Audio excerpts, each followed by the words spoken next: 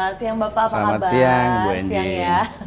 Oke, jadi Pak Nurholis Ridho ini adalah selaku owner dari House Jakarta. Sebetulnya sudah berapa puluh tahun sih melintang di dunia propertian di Indonesia? Baru 15 tahun dari awal buat dulu tahun 2007, teman saya Nuki, saya udah gabung di rumah123.com. Boleh nggak sih awalnya cerita sampai akhirnya menjadi owner atau pemilik dari sebuah agen properti ternama di Indonesia? Awalnya kita ikut perusahaan profesional agent, Bu ya. Jadi kita ngikutin sistemnya, training, lalu tiap minggu itu ada weekly report, terus ketemu klien, kebutuhan klien bagaimana, lalu untuk mengemasnya sampai closing itu ada manajer atau supervisor yang akan membantu kita di situ. Jadi pentingnya untuk masuk ke kantor agent yang resmi itu di situ. Mereka sudah punya sistem, mereka sudah punya jaringan yang luas, mereka sudah punya networking, dan banyak tinggal kita marketing tinggal jalan di situ sebetulnya. Oh, oke. Jadi udah ada sistemnya, udah kebentuk, tinggal kita jalanin aja. Jadi sekilas lah perjalanan tentang Pak Ridho Betul. tadi. Nah, ini mau sedikit ini dong highlight. Di sini kan para property people nih, itu katanya suka ada istilah. Ada agent tuh, agent tanda kutip ya, agent bodong. Kalau agent bodong saya kurang tahu ya, tapi lebih pada klien ya. Kalau klien itu kebanyakan saat ini itu lagi marak itu fake klien itu. Lagi marak, bahkan kemarin beritanya setahun kemarin di Polda Metro sudah ada beberapa oknum 10 atau berapa itu yang diamankan karena terlibat dengan penipuan. Jadi lebih pada komplotan ya. Nah, ini menarik nih. Ini mungkin property people juga harus tahu bahwa ternyata yang bodong atau fake itu bukan cuma agent aja. Ternyata pembeli juga ada yang fake. Sebetulnya memang kasus seperti ini juga sempat naik ya di Indonesia. Beberapa tahun terakhir di Indonesia itu sempat ada penipuan, yaitu adalah mengambil surat-surat rumah si pemilik rumah, kemudian juga digadaikan begitu, kemudian menjadi diduplikasikan. Kemudian digadaikan dan akhirnya menjadi sebuah tindak pidana. Nah, kita akan di sini akan ada beritanya. Nanti kita munculkan. Nah, ini para property people juga biar tahu nih, sebetulnya memang luar biasanya dunia agent tuh bukan hanya sukanya doang, tapi ada dukanya. Betul. Boleh dong sedikit cerita? Ini kan ada kemarin nih yang sempat rame banget tuh ya. Itu tentang pembeli bohong atau fake buyer. Betul. Dan sempat terjadi tindak pidana, yaitu adalah rumahnya sudah digadaikan, surat-suratnya sudah di bank, sementara si pemilik rumah tidak merasa menerima uang atau menjual rumahnya. Boleh sedikit cerita dong Pak Ridho, itu gimana ceritanya? Itu setahun kemarin ya, di beberapa platform digital banyak di expose, di TV-TV juga banyak diberitakan. Jadi ada satu komplotan, beberapa orang, katakanlah 7 atau 6 orang itu, satu bertugas sebagai seolah pembeli, calon pembeli, lalu menghubungi agent, lihat rumah-rumah di sekitar yang dia incar, biasanya daerah-daerah area-area yang prime ya, seperti Kebayoran Baru, Senopati, Menteng, Pondok Indah, daerah-daerah yang secara nilai value itu tinggi gitu. Nah, setelah dapetin rumah itu, dia minta ke agen propertinya untuk kirim sertifikatnya ke notaris dia. Oke, notaris yang dia pilih. Setelah melakukan negosiasi, cocok harganya, terus minta sertifikatnya dikirim ke notaris yang dia pilih, pembeli yang calon pembeli ini, walaupun sebenarnya dia adalah fake client, bukan pembeli sesungguhnya. Nah, padahal notaris ini juga adalah bagian dari komplotan ini gitu loh. Jadi dia sewa ruko, entah di Tebet, entah di daerah mana gitu kan. Sewa Tebet, pasang plang notaris, seolah-olah notaris resmi. Nah, pemilik kan karena tahu ada kantor, ada plang seperti itu, nggak ada keraguan, dikasih sertifikatnya di situ kan. Setelah sertifikat dikasih, mereka gandakan oleh notaris tadi. Oknum, bukan notaris ya, oknum notaris tadi itu setelah digandakan. Beberapa hari kemudian, pembeli yang fake ini tadi itu telepon ke agennya untuk ngasih tahu, katanya istrinya nggak suka, anaknya nggak suka, sehingga pembelian dinyatakan batal. Setelah dinyatakan batal, otomatis sertifikat harus tarik dari notaris kan. Padahal sertifikat yang dipegang pemilik yang ditarik itu udah sertifikat yang aspal. bukan aspal, sertifikat palsu karena sudah digandakan. Sehingga setelah dikembalikan ke pemiliknya, 2-3 bulan kemudian ada pemberitahuan dari bank atau dari funder ya, pendana, bahwasanya dia tidak membayar angsuran. Padahal dia tidak merasa memberikan sertifikatnya ini ke bank atau ke funder gitu. Akhirnya setelah ditelisik, sertifikatnya dia pegang ternyata sertifikat aspal. Bukan sertifikat asli, sertifikat palsu yang sudah digandakan. Sehingga akhirnya laporan ke Polda Metro terbit di kemarin kalau nggak salah kerugiannya hampir 300 miliar ya, karena ada banyak rumah di situ. Di Brawijaya, di Menteng, di Tebet ya, ada banyak rumah di situ. Ini juga masukan mungkinnya untuk para property people nih, udah dikasih tahu kan sama ahlinya, sama Pak Rido, bahwa ternyata memang dunia propertian ini bukan hanya senangnya aja, bukan hanya cuannya aja, tapi ternyata nih ada beberapa kendala lah di dalamnya, termasuk pembeli palsu yang tadi sampai dengan ke tindak pidana. Jangan sampai tertipu. Nah, ngomongin masalah tertipu nih, sebetulnya Pak Rido, ada nggak sih tips dan juga trik yang di-share nih buat teman-teman agent biar nggak bertemu dengan fake pembeli atau fake buyer gitu? Cara membedakan fake buyer itu seperti apa? Ada ciri-cirinya nggak sih? Yang pertama, kita mesti ketemu face to face ya dengan klien tersebut. Ya, dari situ kita tahu profilnya seperti apa, dia siapa begitu kan. Karena biasanya kan kalau kita udah tahu profilnya, oh ini company-nya seperti ini, tinggal jalan aja. Tapi kalau kita nggak tahu profilnya itu, kita biasanya ada salah satu aplikasi buat cek-cek nomor handphone dia kan. Ini nih, tahan dulu, siap-siap nih buat para property people. Nih, ternyata ada satu aplikasi biar ini property people ini atau para agent khususnya tidak tertipu dengan yang namanya fake buyer. Boleh kasih tahu langsung apa? Aplikasi namanya, salah satunya itu Get Contact. Sebenarnya ada beberapa aplikasi ya, tapi yang bisa dipakai itu Get Contact. Di situ akan muncul phone book dia di handphone orang-orang. Ya, jadi kita tahu oh, ini sebenarnya siapa sih profilnya itu. Kalau memang dia pengusaha atau pejabat ataupun orang yang memang benar-benar potensial buyer, itu akan muncul juga di situ gitu loh. Itu salah satu tipsnya aja. Nah, tadi kan kita berbagi tentang kesusahannya. Tapi kan pasti dong, makanya Bapak bisa bertahan 15 tahun di dunia agent properti ini, itu pasti karena ada enaknya dong, Pak. Betul. Yuk, sekarang kita bahas enaknya dulu deh. Nah, ngomongin enaknya, property agent ini kan sebuah karir atau karir yang sepertinya bukan option banyak orang, terutama di Indonesia. Apalagi di Indonesia tuh kalau ditanya karir cita-cita jadi apa? Jadi dokter. Karir cita-cita jadi apa? Jadi insinyur, jadi selebgram sekarang. Nah, sepertinya tuh jarang banget ada yang bercita-cita menjadi property agent.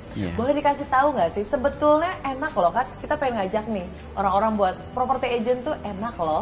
Cuannya tuh gimana sih? Keuntungannya menjadi seorang property agent tuh apa sih, Pak Rido? Di kota besar terutama Jakarta itu kan tiap bulannya banyak dibangun properti, entah itu office building, entah itu apartemen, dan semuanya tuh butuh tenaga pemasaran. Kalau masalah cuan, nah ini nih yang menarik. Tergantung dari kita seberapa banyak bisa memasarkan, bisa menjual. Karena berbeda kantor, berbeda orang itu memiliki disiplin yang berbeda-beda gitu loh. Jadi kadang ada kalanya orang yang main di daerah perumahan di Bekasi ya, yang harga 500 juta 1 M, walaupun mereka menjual katakanlah 2 atau 3 sebulan, itu berbeda dengan di Pondok Indah yang harganya 10-20 miliar, walaupun mereka menjual 1 dari setiap bulan. Oke, Pak Rido, ini kan kita berbicara tentang tips dan juga trik menjadi seorang agent yang menguntungkan gitu, yang banyak cuannya.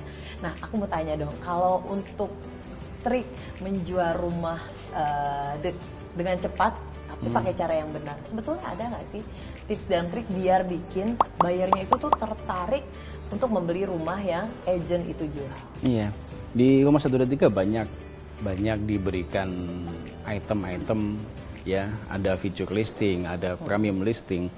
Lalu yang terbaru itu kemarin saya dikasih tahu Bu Kartika itu verifikasi listing ya. Itu jadi memudahkan kita untuk agent property bisa memasarkan sangat cepat dari 3 item tadi itu. Walaupun memang sifatnya berbayar lebih daripada kalau kita pasang yang biasa, yang bukan premium ya.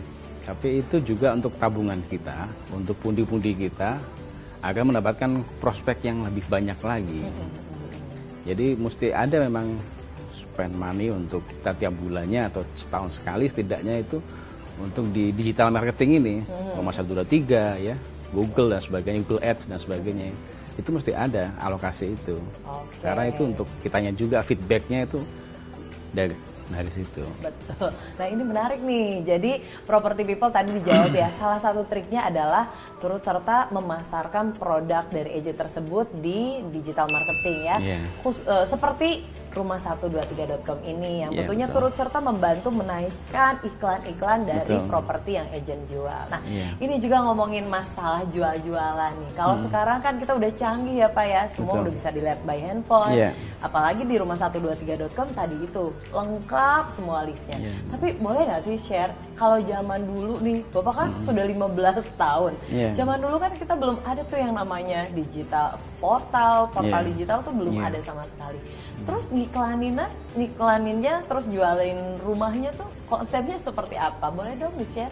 Kalau dulu kan sebelum ada internet, sebelum ada teknologi yang seperti saat ini, orang lebih suka pemasaran itu via media cetak ya.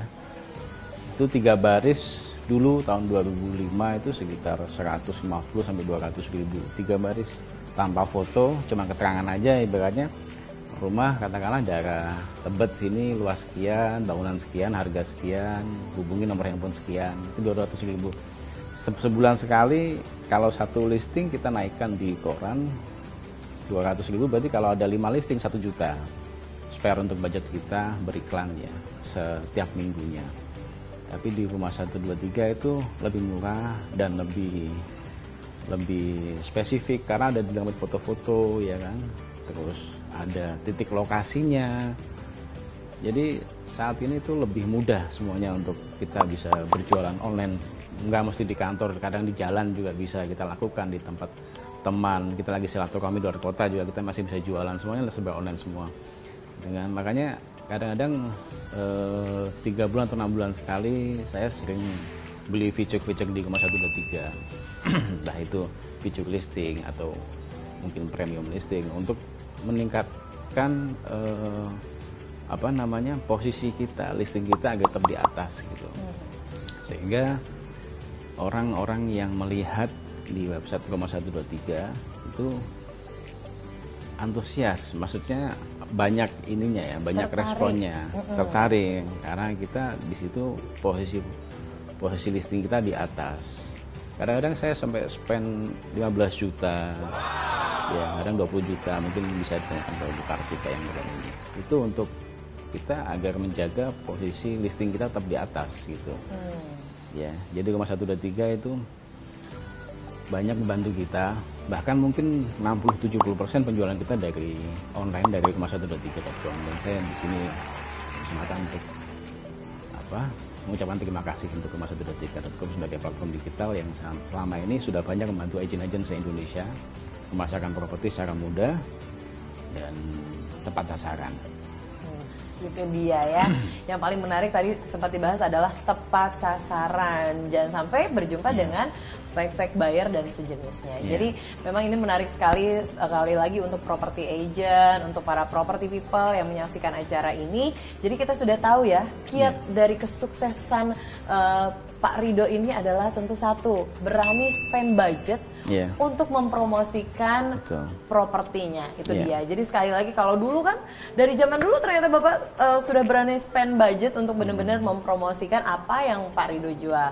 Jadi kita juga akan ajak tentunya rekan-rekan agent atau juga property people, yuk mulai sekarang lebih loyal lagi. Tapi ingat, tadi juga ada trik yang selanjutnya, jangan mudah tergiur dengan fake buyer. Jadi kita harus bisa menemukan potensial buyer itu tadi. Nah, ada lagi nggak sih Pak tambahan tips dan trik untuk para agent kita, untuk para property people yang menyaksikan program kali ini? Selain kemampuan untuk menjual produk, kita juga mesti tahu karena ada namanya itu area zonasi yang dari kita yang jual. Jadi zonasi perumahan, zonasi komersial, ya itu ada areanya. Saya pernah satu kejadian tuh dulu di Senopati Raya. Ada satu bank ya minta mencarikan aset di situ, terus kita berikan daftar-daftar yang dijual di Senopati Raya. transaksi di situ, setelah transaksi serah terima ternyata nggak bisa dibangun karena emang zonasinya bukan zonasi untuk perkantoran, tapi Senopati Raya itu zonasi untuk perumahan. Memang marak sekarang di Senopati Raya itu restoran dan sebagainya, tapi sesungguhnya untuk perkantoran itu masih belum bisa untuk terbit IMB di Senopati Raya, sehingga agen properti itu juga untuk bisa tahu zonasi-zonasi yang dia jual itu dia kuning rumah atau zonasi campuran ruko itu oranye, atau ungu untuk kantor dan pergedungan, atau coklat untuk rumah sakit, pendidikan, kampus, mungkin tempat ibadah, SPBU dan sebagainya, itu mesti tahu kita zonasi, sehingga nggak cuma menjual barangnya aja tapi juga tahu perizinannya, sehingga nanti dikhawatirkan seperti yang tadi itu, bank udah beli tapi nggak bisa bangun karena zonasinya berbeda, sehingga izinnya tidak bisa keluar. Nah, ini menarik sekali juga ya, ilmu baru nih untuk para agent-agent properti dan khususnya property people yang menyaksikan. Jadi memang ternyata tugas seorang property agent itu bukan cuma masalah jual beli aja, tapi ternyata harus tahu juga ya letak dari tanah yang dijualnya itu bisa dibangun buat apa, begitu kan. Selain dari kelegalan surat, selain dari kelegalan, ternyata bukan cuma surat-surat aja nih yang harus legal nih. Ternyata pembelinya juga harus legal juga, tempatnya harus legal, pokoknya ternyata banyak yang dilegalkan sama property agent ya. Ya udah, tapi ngomongin masalah legal-legalan, yuk mulai sekarang kita bakal sharing nih buat semua teman-teman property agent gimana nih. Sudah cukup jelas nggak sih tips dan juga trik yang tadi dibagi sama Pak Ridho? Jadi sekali lagi, mulai sekarang yuk menjadi seorang property agent yang baik, selalu usahakan untuk memaksimalkan penjualan Anda melalui tentunya rumah123.com yang akan membantu Anda untuk mempermudah penjualan produk-produk properti Anda. Oke, Pak Ridho, terima kasih banyak, senang sekali kita bisa ngobrol-ngobrol kayak gini, sharing, kita curhat lagi lain waktu kita mudah-mudahan ada waktu untuk sharing-sharing lagi ya. Yes, property people, terima kasih banyak ya. Tadi kita sudah bincang-bincang kupas tuntas dunia perpropertian agent di Indonesia. Sekali lagi thank you so much sudah menyaksikan, semoga bermanfaat dan jangan lupa untuk like, share, and komen ya. Oke, kalau begitu sampai jumpa kembali Pak Ridho, terima kasih banyak. Sama-sama, sampai berjumpa di episode 123 Pro Tips selanjutnya. Sukses sampai jumpa buat Rumah 123. Sukses, thank you. Terima kasih.